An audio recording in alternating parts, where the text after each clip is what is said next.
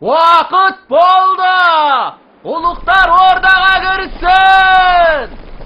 Uluklar ordaga Сау бүгін қас қарайғанша Доңжоның басын орданың қақпасына ілемін деген болады.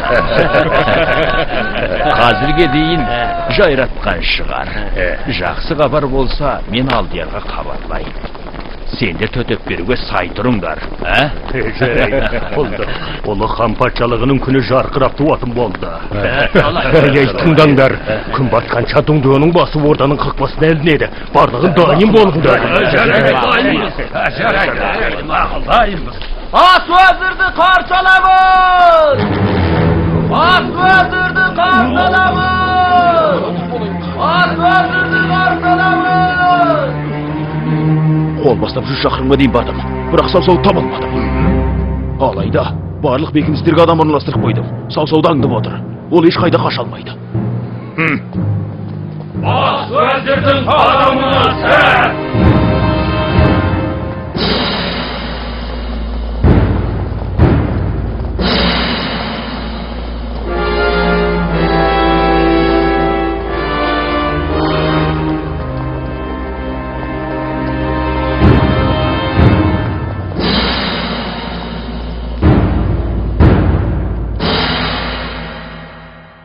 Сау деген қыз талақ жүрек жұтқан екен.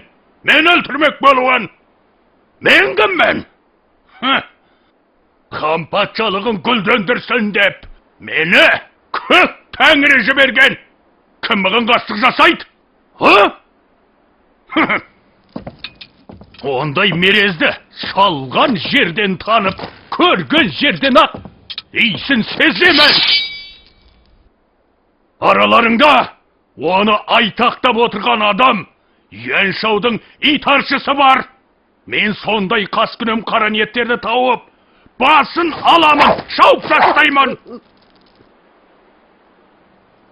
Сосын, оның етін асып, сорпасын ішем.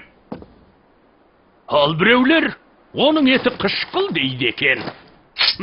Алайда мен қышқыл да қарамаймын, қорықпаймын. Қорықпаймын! Бас уәзір, артық айттыңыз. Ордамызда сатқы жоқ.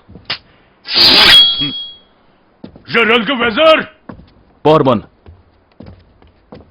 Көктің ұлының таңбасын басып, аймақ дуан аудандарға жарлық жеткіз. Сатқын сау-сау жолдан тайып қожасын өлтіріп, елді білдірмек болды деп жаз. Жер-жердегі армия мен халық сау-сауды ұстауға аттансын. Кім-дегім? Сау-саудың басын кесіп Елордаға келсе, орда 1000 сәрі алтынмен сыйлап, 10 000 түтіннің бегі деп лауазым береді. Дереу жазайын.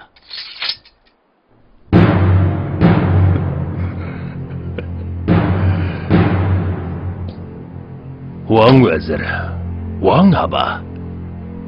Доңбас уәзір. Алдыңғы күні 60 жасыңды тойладың, солай ма? Иә. Сарайыңда ұлан асыр қонағасы бердің, солай ма? Солай. Сонша сұлтан вәзірлерді шақырғанда, мені қалайша шақырмадың? Мәртебем төмен. Қара қосым қарапайым. Бас уәзірді әурелеуге батылым бармады. Сонда сен мына маған бір рөмка шарабыңды да қимағаның ба?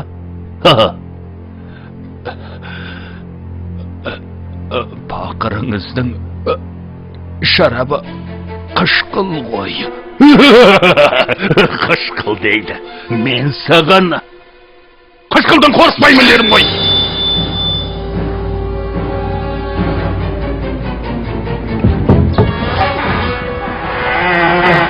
Ortağası, oradan geldiniz mi? Ордадағы күңдер мен малайларды түгел ақша беріп таратып жіберіңдер. Қайда кетсе, сонда кетсін. Менімен бірге құрбан болмасын. Ortağası. Sen de git. Менде жұмысың болмасын. Отағасы!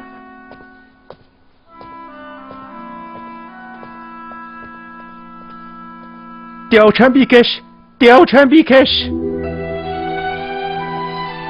Өгеге, жұмысыңыз бар ма? Иә, отағасы ордадан келіп еді, қимылы ғажап, бір пәле төніп тұрған сияқты. Қасына барып шай құйып беріңіз. Не жағдай екен сұрап білсеңіз тіпті жақсы. Мақұл.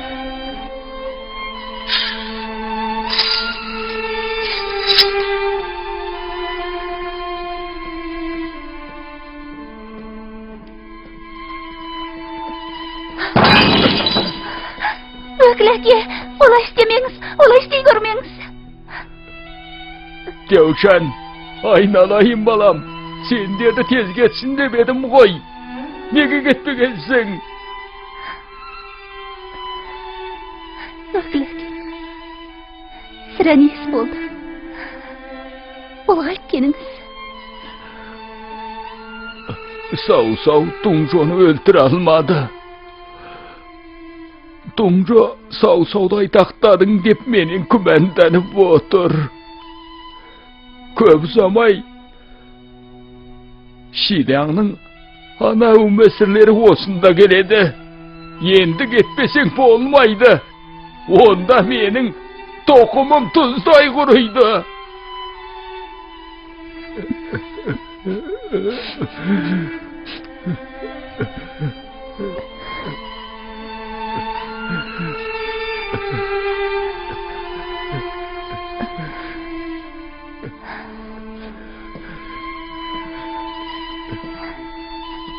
Өкіләке, жаңа сіз Тұңжо сау-сауды айтақтады деп күмәнданды дедіңіз ғой, солай ма? Иә, солай дедім. Сіздің айтпақшыңыз тәп басып айта алмайды, солай ма? Тұрақтандырған жоқ, өйткені сау-сау ұсталған жоқ қой.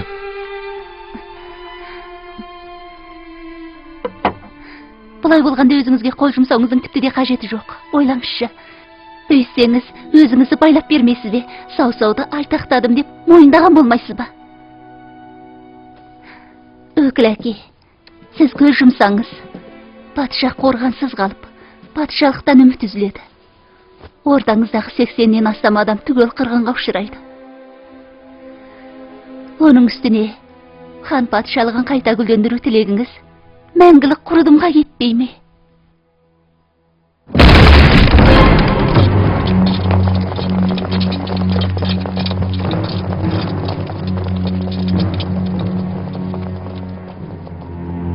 Отағасы! Отағасы шатақ болды. Нөкер сардар Лүйбу Шилияң қолы бастап ордаға басып кірді.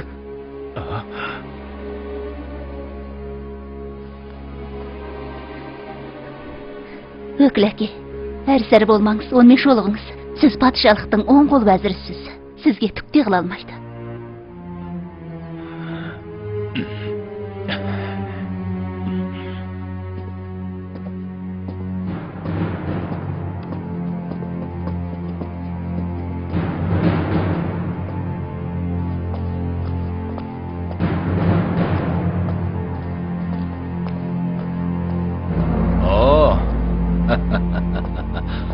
Фыңшан екен ғой, не жұмыс?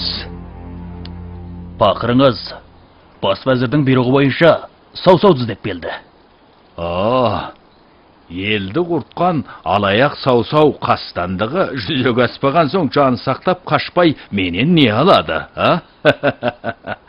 Бас вәзір, жасақтар 100 шақырым аумақтан оны кездестіре алмапты.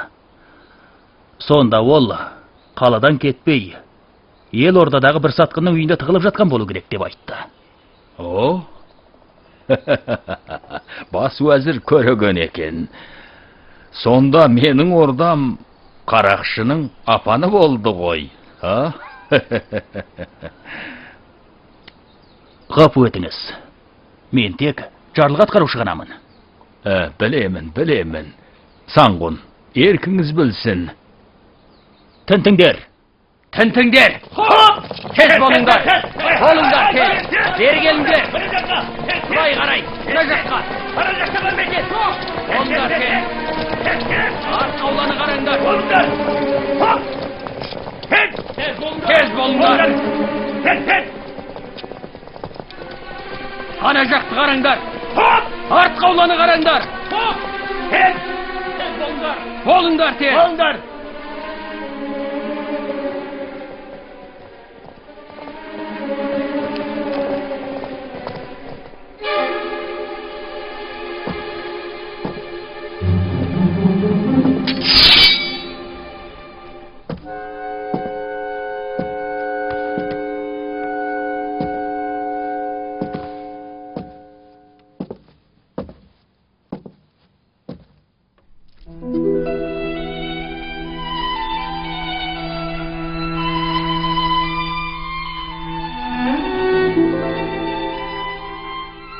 Sen kimsin? Ваң абаның өкіл қызы. Яучанмын. Санғон, не жұмыспен жүрсіз?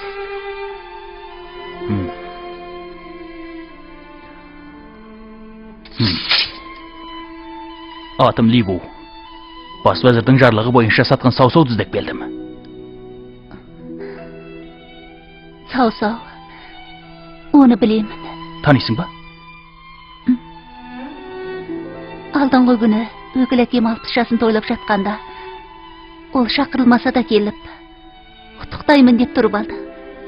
Өкіл әкем оны алаяқ қу деп, ит терісін басына қаптап, иянаттап, үйден қуып шыққан болады. Расында сөйтті ме? Рас айтамын. Мен көзіммен көрдім. Сарайдағылардың бәрі көрді. Санғын сенбесеңіз, сұрасаңыз болады.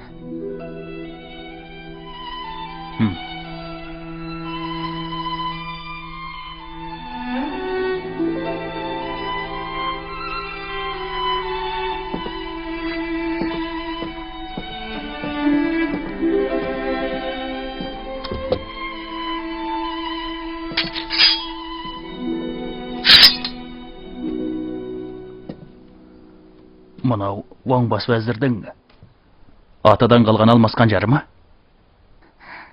Санғон, көзіңіз өткір екен.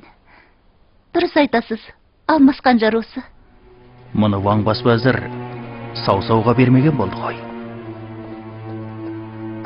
Өкіл әкем мұны қалайша сау-сауға береді? Егер берер болса, қалайда жарасатын батырға береді ғой, солай шығар. Жарайды. Алмас қанжар мұнда тұр екен. Ваң бас вәзірдің сатқын емес екені анық болды. Сатқын сау-саудың қастандығымен де қатысы болмағаны. Әрине қатысы жоқ. Өкіл әкем, бас вәзір Доңжо, Тайсанғын өзіңіз де барсыз. Барлығыңыз орданың адалы ұқсыздар ғой. Мақтағаныңа рахмет.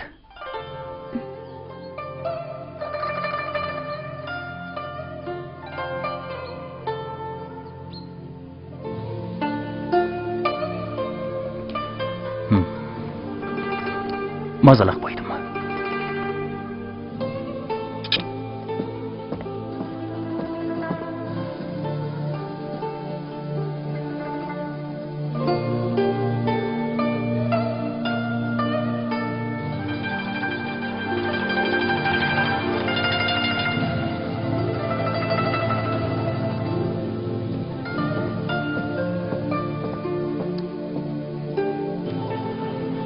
Сау-сау мұнда емес екен, жүріңдер!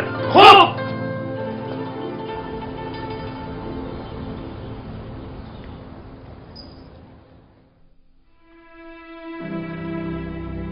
Тәңір ата жер анағаян. Лю Бей, Гуан Ю, Жаң Фи дегендей, аты жөніміз басқа-басқа болса да, іриясіз бір тума болып, бір жағадан бас, бір жеңден қол шығарып, елге қараша боламыз. Патшалыққа адал боламыз, ел үшін тыныштандырамыз.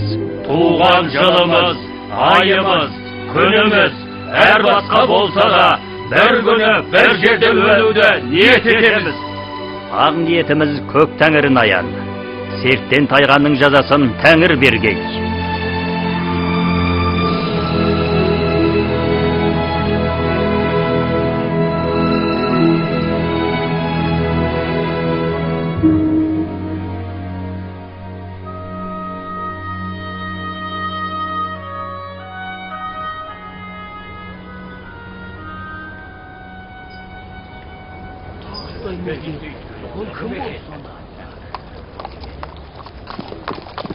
Бергел!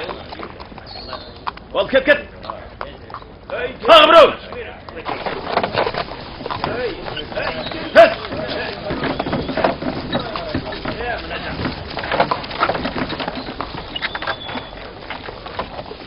Кет!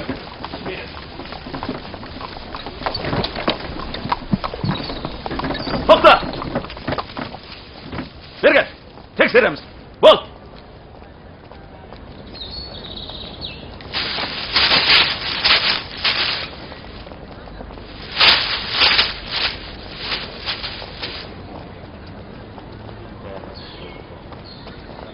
Kete ver! Жүрейік.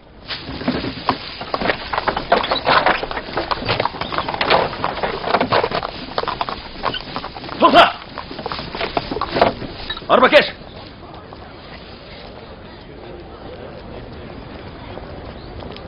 Ver qara!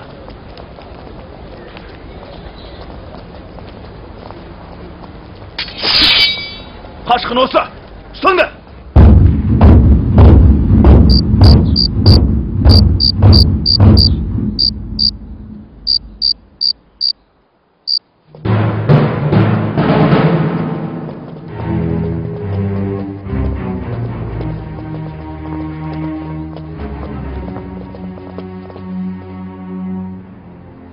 Haba, fakırınız konusunu ustadı.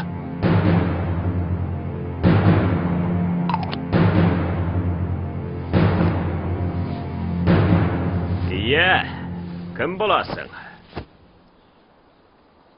Пейбектігінен келген саудагермін. Атым Хуан Пужаң. Мына кісілер қате танып, ұстап әкелді. Аба тақсыр анығына көз жеткізгейсіз. Сау-сау, саумыңда. Сондай ұмытшақ бедің. 2 жылдың алдында ел ордаға шен сұрап барғанымда, алдыңа келіп, сәлем беріп едім. Сонда кек жиып атымды да көрмей, өзіме лақтырып жібердің. Оның аз болғандай, қазір алаяқтар билік ұстаған заман, ел ордада нең бар дегенсің.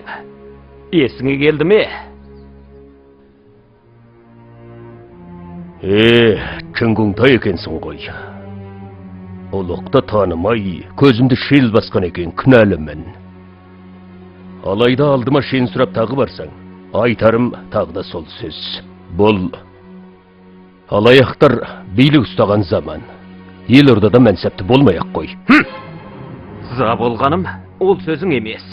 Маған пысқырып та қарамағаныңа зығырданым қайдайды. Әй, сау-сау, ай, сау-сау. Сен тегіннен кеудем соқ, желікпен емедің. Кеудем бұл жерде жоқ. Қолыңдағы қылмыстымын. Әкім аба мен әлемнің ісін әңгімелейтін салауатым жоқ. Әрине. Қылмысты мен ел тағдыры жөнді кеңес құрғаным жөн болмас.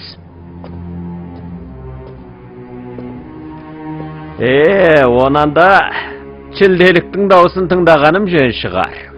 Алайда бүгін отбасы ошақ қасының әңгімесін айтып, басыңда апарып 1000 сәр алтынды алып, түмен басы болайын деп отырмын. Естідің бе? 1000 сәр алтын 300 мыңға астық келеді. Әкімнің 375 жылдық еңбек ақысына тең болады деген сөз. Жоңму аудандағы бұқараның 1 жылдық шер астығына тең деген сөз. Бұған түмен басы деген лауазымды қос. Сонда мен бұдан бұлай алтынның үстінде ғана отырам деген сөз. Ақылым жетпейтіні сау-сау. Мақтағанда сенен 100 неше жын етті сөтін шығар. Қалайша 1000 сәр алтынға татиды. Осы сыйлықты бермек болған адамның көзі соқырау. Мұжығанды қой. Басымды алып барып, доңжодан сыйлығыңды ала бер. Десе де бір талабым бар. Өткір қылыш болсын. Қиналмай өлейін.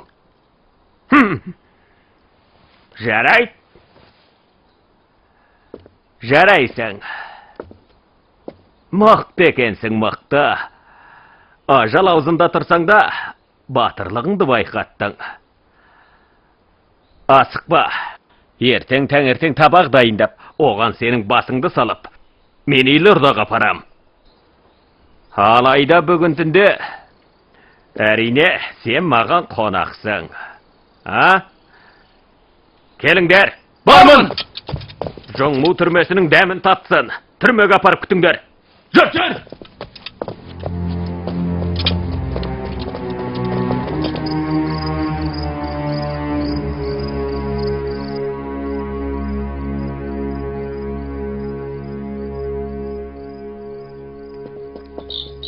Aba, Zeytin birine verşi.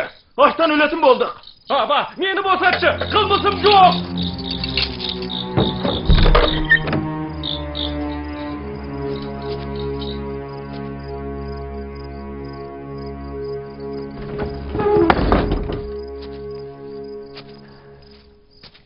Сау-сау. Естуімше Доңжо саған терс қарамаған сияқты. Оны қалай өлтірмек болдың?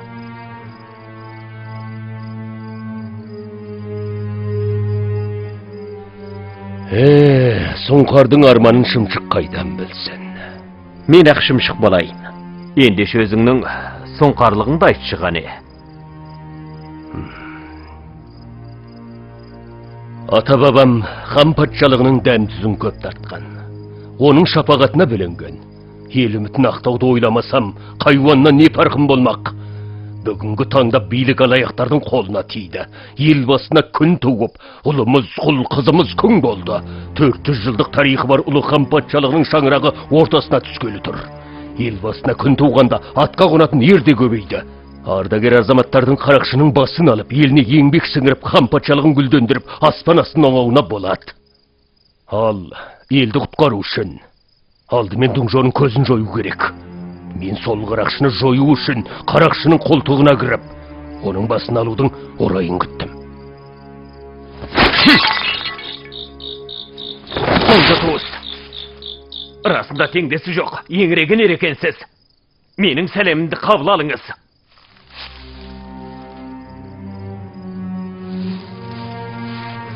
Бұл қайтерің?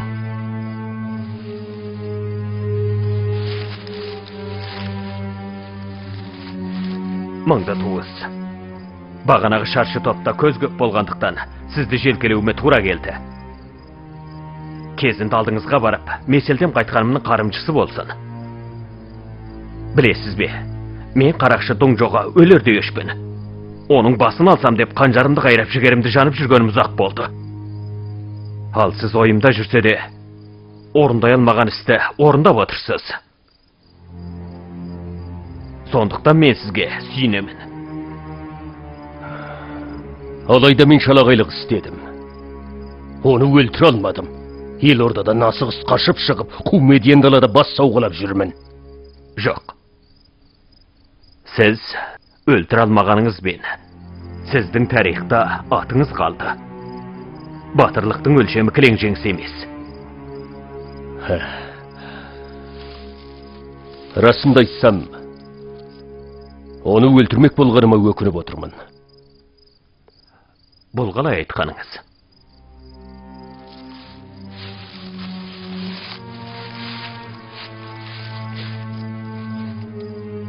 Мен сау-сау кіммін?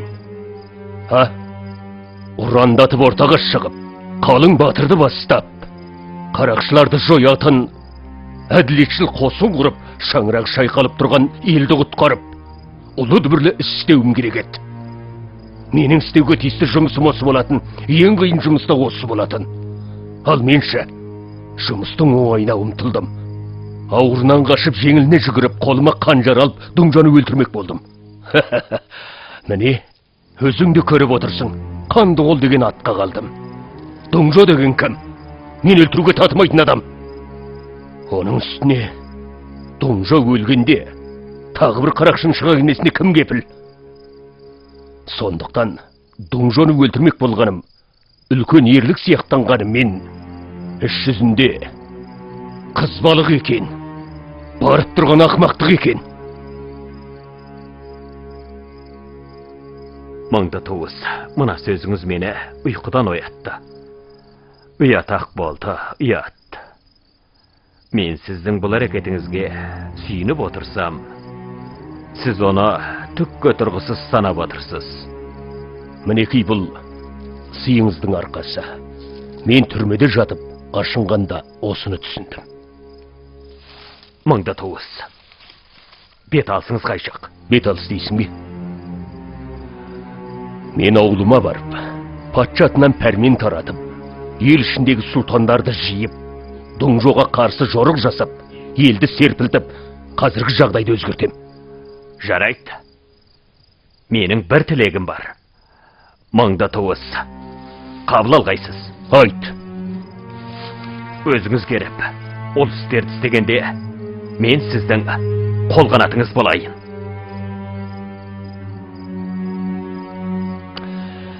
Сен патшалықтың бақандай ұлығысың. Мыңда туыс, өзіңізде патшалықтың ертауыл алама бас едіңіз ғой. Қарақшының көзін жою оңай, ол іс тындыру қиын. Ту көтеріп ұрандатып шыққан соң, басыңа қатердің төнгені төнгін дей бер. Ол істерді істеу үшін отқа түсіп, су кешуден мен пақырыңыз тайынбаймын. Тағы да айтайын. Мен болсам салтпас, сабау қамшылы адаммын. Ал сенің әке шешең, қатын балаларың қайтеді?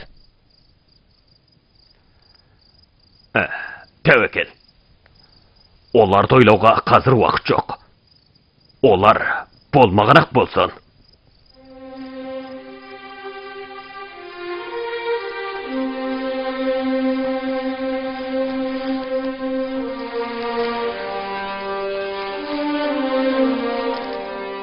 Күңтай туыс. Арманың асқақ, еңірегі не екенсің? Мен саған қол қойдым. Бұл не дегеніңіз? Екеуміз жұбымызды жазбай, екеуміз егіз есіл болайық. Сәлемді қабыл ал.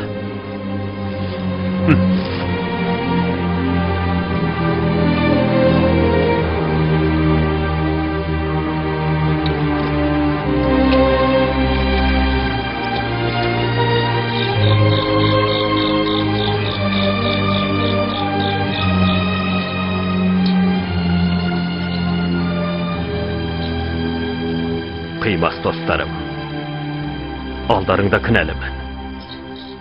Мен сау-сау қеріп, қарақшыларды аластап, ол істерді істеуге аттандым. Мені кешіріңдер, сендерге ұяттымын.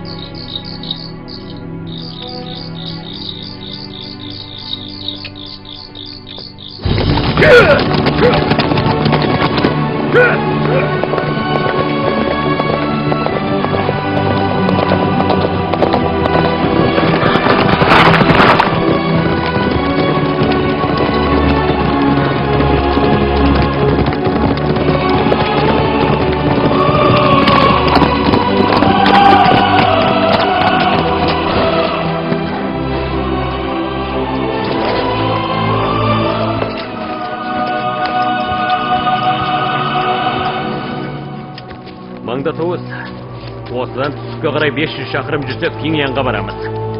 Естуімше Еншау Пиньянда көтеріліс жасапты. Жарайды. Ең бірінші сұңғылар жан. Мынандай алмағайып заманда алдымен көтеріліс жасады.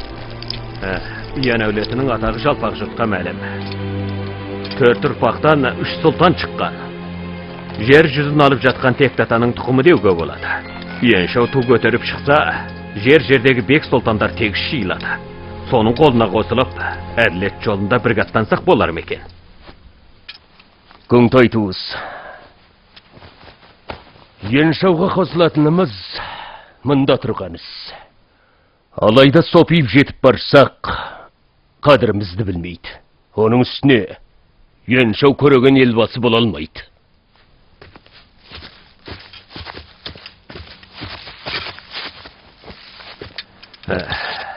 Маңда туыс, неге бұлай дейсіз?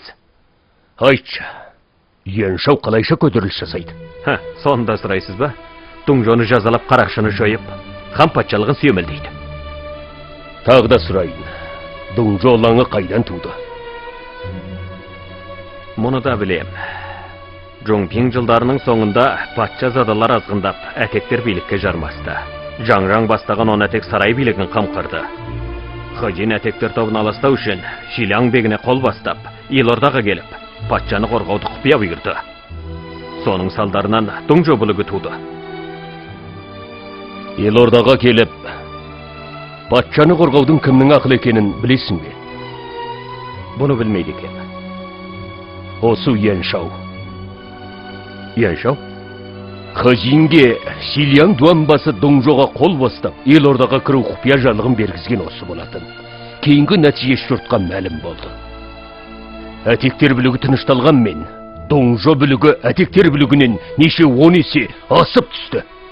Үйәнбін чудықы құратақ екен ғой. Көреген болмады. Ендеше тағы сұрайын. Сырттағылардың Елордаға патшаны қорғауға келуіне ең алдымен қарсы тұрған кім? Доңжо зобалаңның әтектерден асып түсетін ең алдымен болжаған кім? Білмеймін. Мұна менмін. Хожин мен Яншау осы тақылдасқан күні мен бар болатынмын. Мен оларға әтектер әлек салмаған заман болған емес. Бәрі көктің ұлының көрегендігіне байланысты іс. Патшамыз дәнішмән болса, біреуді жұмсап, ым-жымын білдірмей, әтектерді түрмеге жаба салса болды. Патшаны қорғау үшін сырттағыларды Елордаға кіргізуге мүлде болмайды. Өйткені бұл жолбарысты көрсетіп қасқырды қуғанмен бірдей. Нәтижеде жолбарыстың алапаты қасқырдан асып түседі дедім, алайда Хожин тілінді алмады. Ол Яншауды Қаракөктің тұқымы менен ақылды деп білді. Сонымен Шиляң қолы келді. Хожин өлді. Яншау қашып кетті. Доңжо қосалық сарайға лаң салып, аспан астын былықтырды. Ой-бой.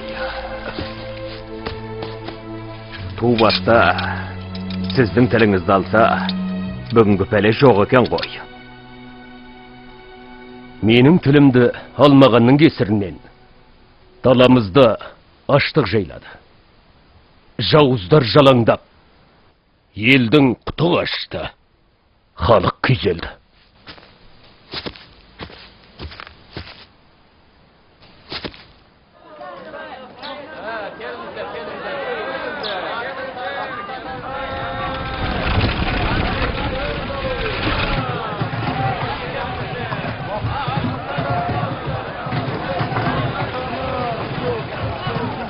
Қандай? Сіздің суретіңіз бұл араға да келген екен. Мен сізге сыбайлас болыппын. Сіздің басыңыз Мыңдылдаға татса, менің басым Елудылдаға татыр. Менің басым қымбат болған жерде сенің басында қымбат болады. Мыңды туыз. Кіндік жазықта қуаңшылық болып, түйірден алынбады. Баласын тамаққа айырбастағандар да бар. Аштықтан бұрылықтан бұқара жартаға шастық үшін тәуекелге басып, пайда үшін досына да опасыздық жасады. Сарай осынша мол сыйлық ақша шығарып, бізді бар адам армандайтын олжа айландырды. Солай. Біз ұлы жұмыстар тындырамыз. Итпен құсқа жем болса қоғалақ қой. Мына қаладан айланып өтіп бір жер тауып демалайық. Бұдан былай күндіз демалып түнде жүрейік. Біз Лоңшанға таяқ қалдық. Естуім сондағы халық сарайдың жарлығын атқармай, өзін-өзі қорғайды екен. Лоңшан, сонда Чыңгау деген шағын аудан бар емес пе еді? Бар сияқты еді. Сонда барайық.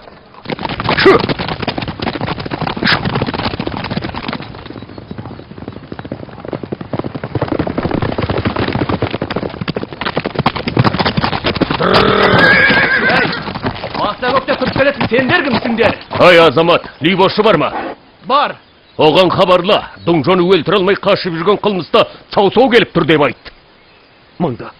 Саусаудың басын алып, Елордаға барса, Мыңділдамен қатар сұлтандық шен береді деп айтсаң болды. Мыңды.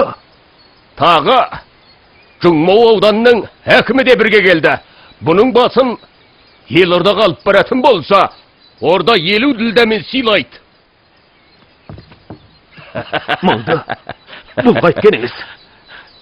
Бұл араның қожайыны Либошы, әкемнің төс соғыстырған досы.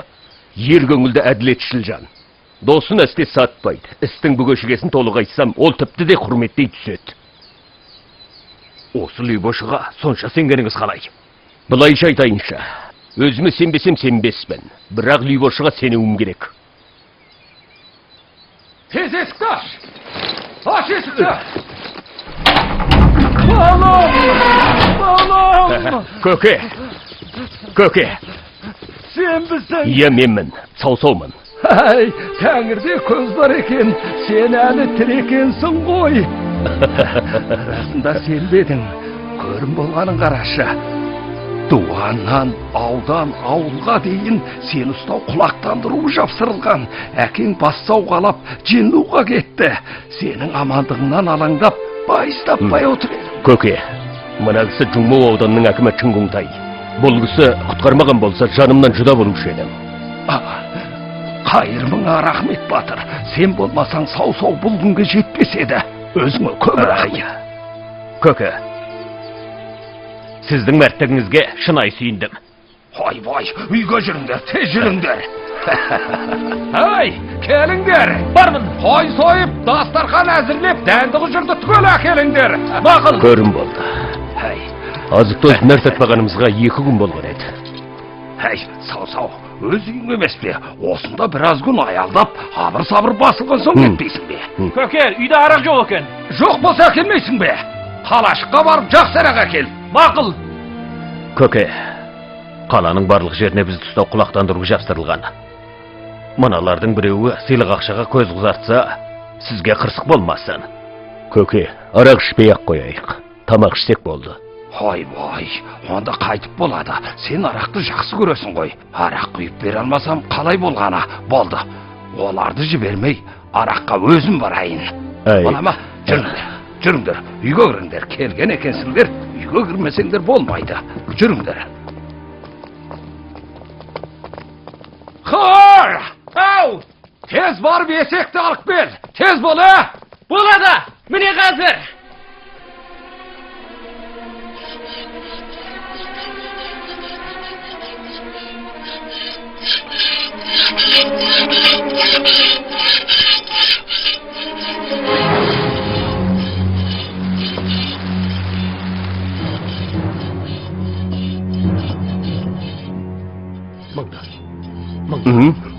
Тұрыңызшы, тыңдаңыз, мынау нен даусы? Тез болсаңшы, тез бол. Мақұл. Алдына шық, қашып кетпесін. Иә, шақты кел. Майлап алып сояйық. Тез бол. Мақұл. Не қырып кетсін, тез болсаңшы.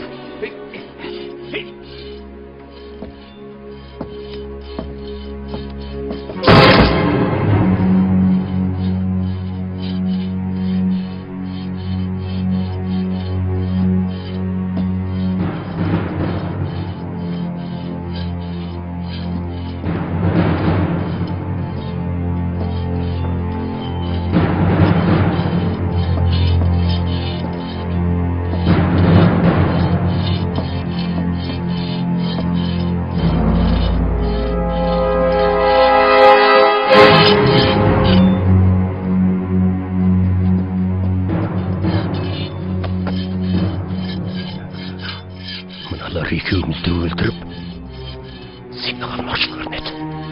Сіз маған көкем елді ойлайық әділетшіл жаны. Өзіме сенбесем де, оған сенім деп едіңіз ғой. Айтқаным ғой рас. Алайда пайдамен даңық үшін досын сататындар да жоқ емес дегенмін. Мына алмағайып заманда біреудің ішіне кіріп шыққамыз жоқ қой. Любоша қалашыққа барып, хабар жеткізіп, үкімет жасақтарына біз ұстап бермекші ме? Солай болды. Онда қайтеміз.